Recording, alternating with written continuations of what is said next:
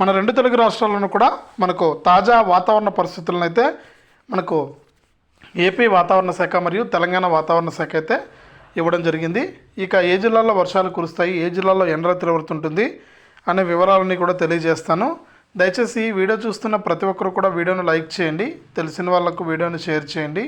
ఇలాంటి మరెన్నో వీడియోల కోసం ఇప్పుడే మన ఛానల్ను సబ్స్క్రైబ్ చేసుకుని పక్కనే వచ్చే గంట పైన నొక్కి మళ్ళీ వచ్చే ఆలనే గంట పైన కూడా నొక్కి ప్రతి వీడియోను కూడా మీరు అందరికంటే ముందుగానే మీ ఫోన్లోనే నోటిఫికేషన్ లేదా మెసేజ్ రూపంలో అయితే తెలుసుకోవడం జరుగుతుంది. దయచేసి ప్రతి ఒక్కరు కూడా వీడియోను లైక్ చేసి షేర్ చేసి తప్పకుండా సబ్స్క్రైబ్ చేసుకోండి. ఇక లేట్ చేయకుండా వివరాల్లోకి వెళ్తే మన ఆంధ్రప్రదేశ్ రాష్ట్ర వ్యాప్తంగా మనకు అక్కడక్కడ కూడా వర్షాలు కురిసే అవకాశం ఉందని, ముఖ్యంగా కోస్తా జిల్లాలు ఏవైతే ఉన్నాయో ఆ జిల్లాల్లో వర్షాలు కురుస్తాయని వాతావరణ శాఖ అయితే ప్రకటించింది.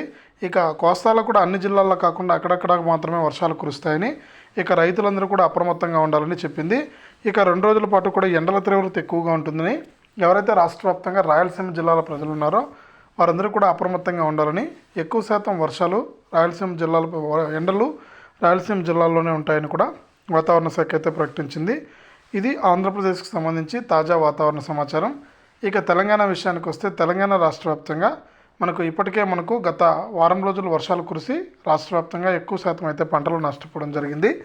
ఇక రైతులకు కూడా ఇబ్బందులు అయితే ఎదురయ్యాయి.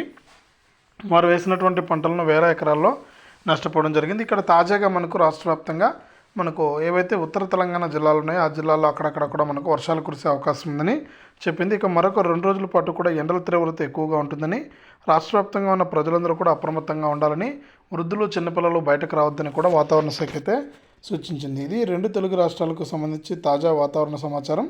వీడియోను లైక్ చేయండి, షేర్ చేయండి.